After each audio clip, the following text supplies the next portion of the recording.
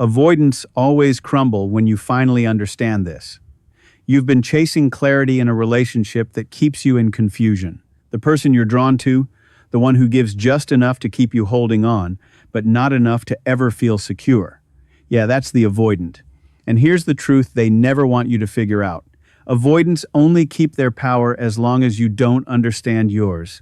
Today, I'm going to show you what happens when you stop playing their game and why the whole dynamic falls apart the moment you do. Avoidants often operate under the illusion of control, and that illusion is sustained by one critical tactic: emotional distance. They appear composed, mysterious, hard to read. They text just enough to keep you engaged, but pull away the moment things feel too intimate. And their behavior is so unpredictable, you start trying to decode every interaction. You wonder what you did wrong when they suddenly go quiet, or why they seem so invested one moment and cold the next. But the real secret is this: it's not about you, it's about them. Avoidants have learned somewhere along the way that closeness is dangerous. Emotional intimacy feels like vulnerability, and vulnerability feels like a threat. Confuse themselves by keeping others at arm's length. And the best way to maintain that distance: confuse the other person just enough that they're always trying to earn love, not receive it freely. This creates a dynamic where you're the one chasing, trying harder, doing more. You start feeling off balance, like if you could just say the right thing or be a little more patient, they'd finally open up.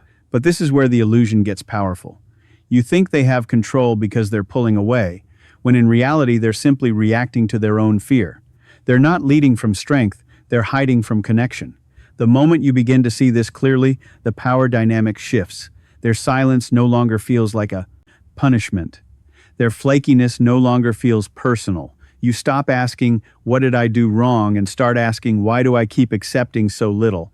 And that is the beginning of the unraveling, because the avoidant thrives when you doubt yourself. The less you trust your own needs, the more you chase them. But once you recognize that their behavior is rooted in avoidance, not truth, their power starts to dissolve. You realize they aren't distant because they're better, wiser, or more secure. They're distant because they're afraid. Afraid of being seen, afraid of being known, afraid that love will somehow cost them more than it gives. And once you recognize that, you stop seeing their distance as mysterious or desirable. We start seeing it for what it is: a coping mechanism. And the moment you do, everything changes, because the illusion can only hold when you don't understand the trick. But now you do. And that understanding is the first step to taking your power back. Your attention is the currency in any relationship.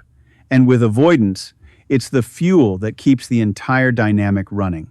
They may act indifferent, detached, or unavailable, but make no mistake, they notice when you're paying attention. Every time you reach out after they pull away, every time you try to fix the distance, every time you agonize over what you could say to make them respond, you're giving them power. They don't need to say anything because your pursuit says it all. They matter more to you than you matter to yourself in that moment.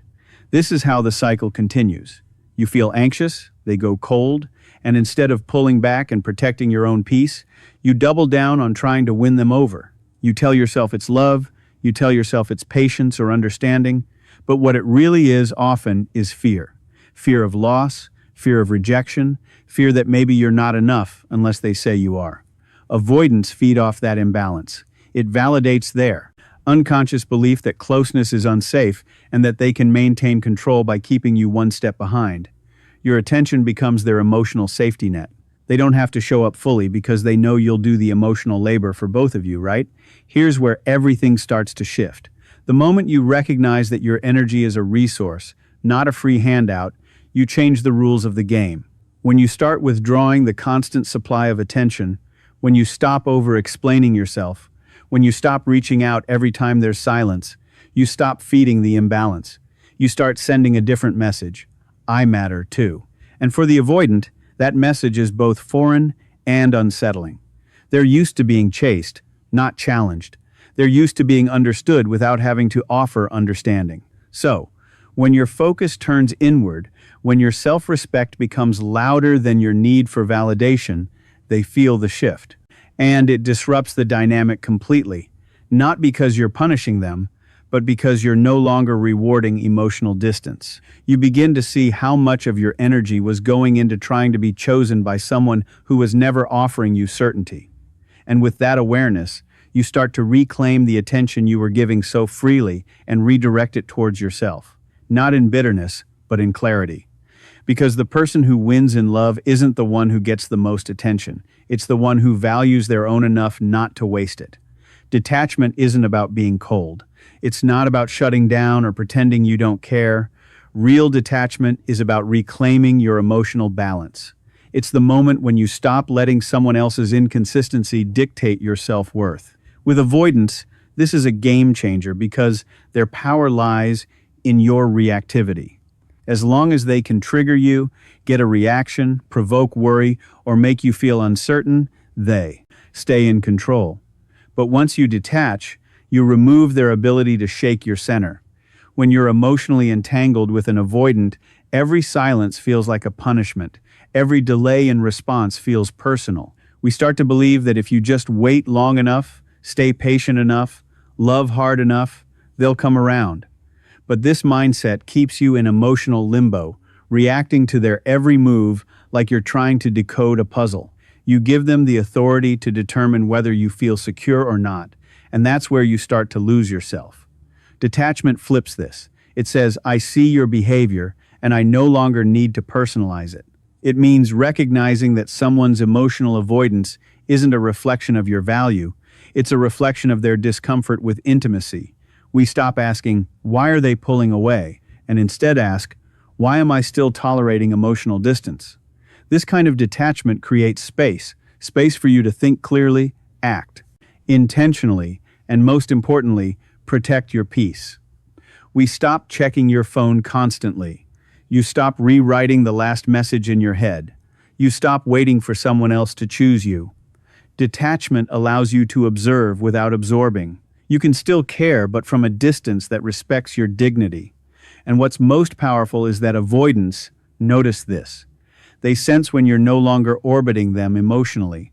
The reactions they used to rely on, gone. The anxious pull they could count on, silent. And that silence speaks louder than any words ever could. This isn't about playing games. It's about ending the game entirely. When you detach, you stop being a participant in a dynamic where someone else's fear dictates your emotional rhythm. You return to yourself. You listen to your needs. You stop making excuses for someone's absence and start making space for someone who actually shows up. Detachment doesn't mean you stop love. And the moment you make that shift, you become unshakable. Not because you're closed off, but because you finally know who you are without needing someone else to validate it. Consistency is like a mirror. It reflects back everything that isn't real. When you begin to show up with emotional consistency, clarity, and calm intention, it does something avoidants are rarely prepared for.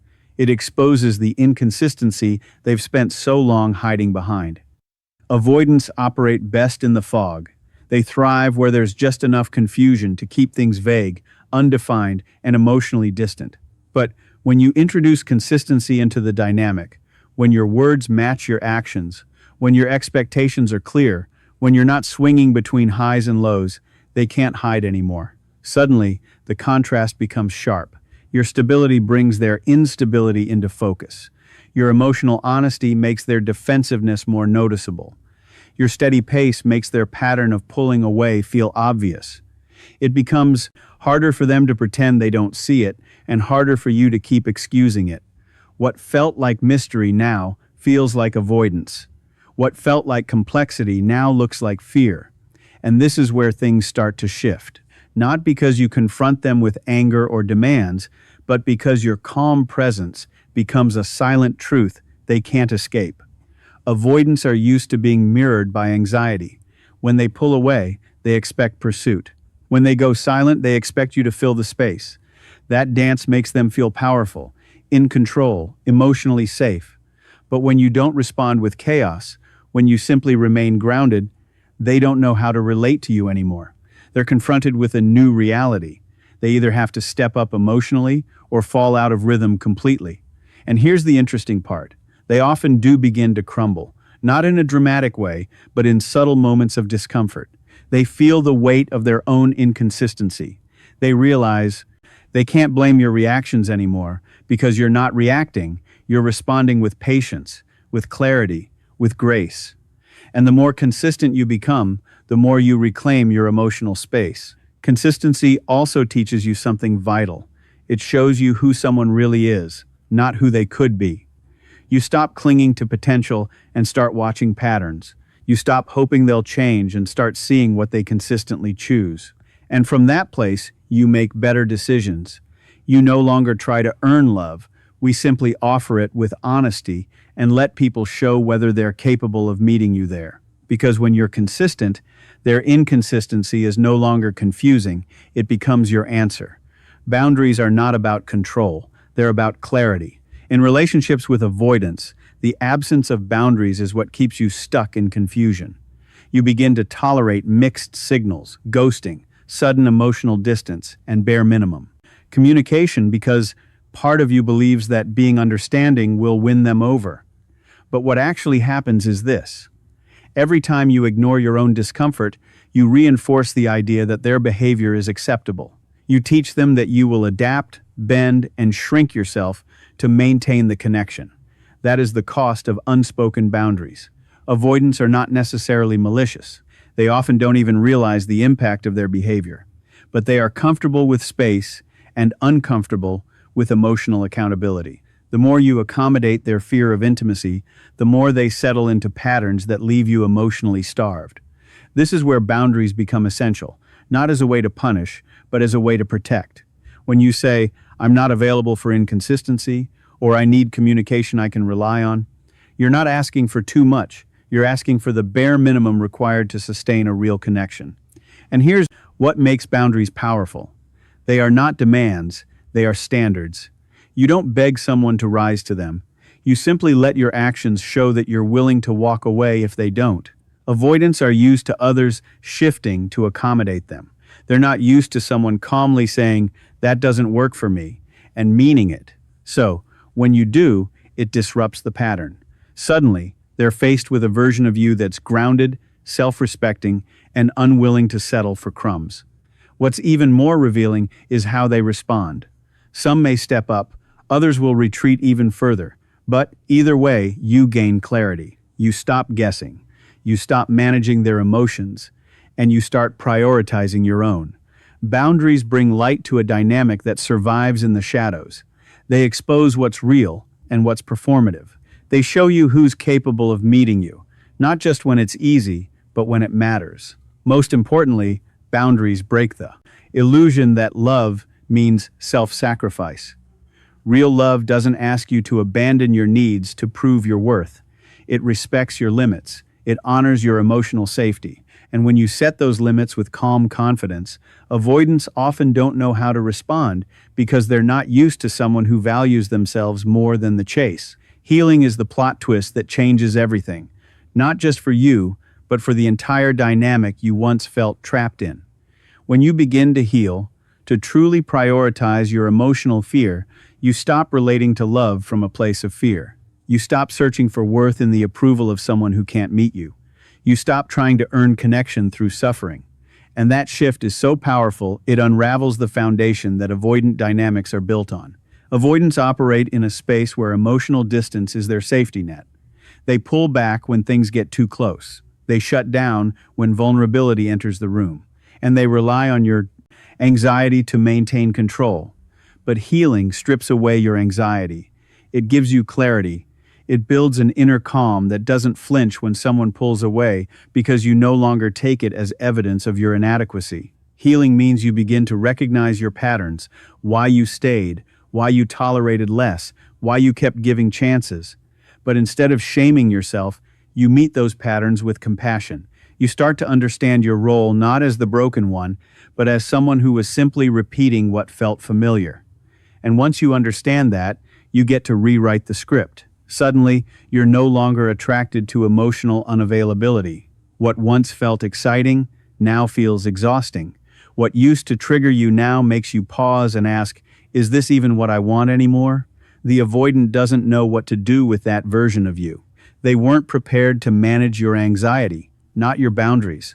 They knew how to navigate your longing, not your self-respects. When you heal, you stop being reactive. You stop being responsive. You don't need to chase closure because you understand that someone's inability to love you wasn't a reflection of your capacity to be. You don't need to prove anything. You just are. And that quiet confidence is magnetic and unsettling at the same time. Avoidants may begin to feel the weight of their own emotional limitations in your presence. They may sense they're no longer needed in the way they used to be, that their inconsistency no longer creates a hold over you. Some might try to re-engage, others may disappear completely, but your healing doesn't depend on either outcome because once you've done the work, the whole dynamic flips. They either rise to meet your emotional depth or they fall away, unable to exist in the light of your growth. And here's what I want you to take away from all of this. The power dynamic with an avoidant only feels real when you forget your own power. When you're stuck in self-doubt, overthinking every move and bending to earn their closeness, it feels like they hold all the cards. But once you start seeing clearly, once you understand the pattern, recognize the illusion and reclaim your standards, the entire game unravels. They don't crumble because you force them to. They crumble because your healing removes the environment where their avoidance could thrive.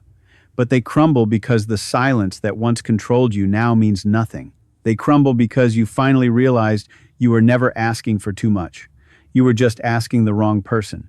You don't have to chase. You don't have to fix. You just have to see. And once you do, you don't lose them. You lose the version of you that thought you needed to earn love through pain.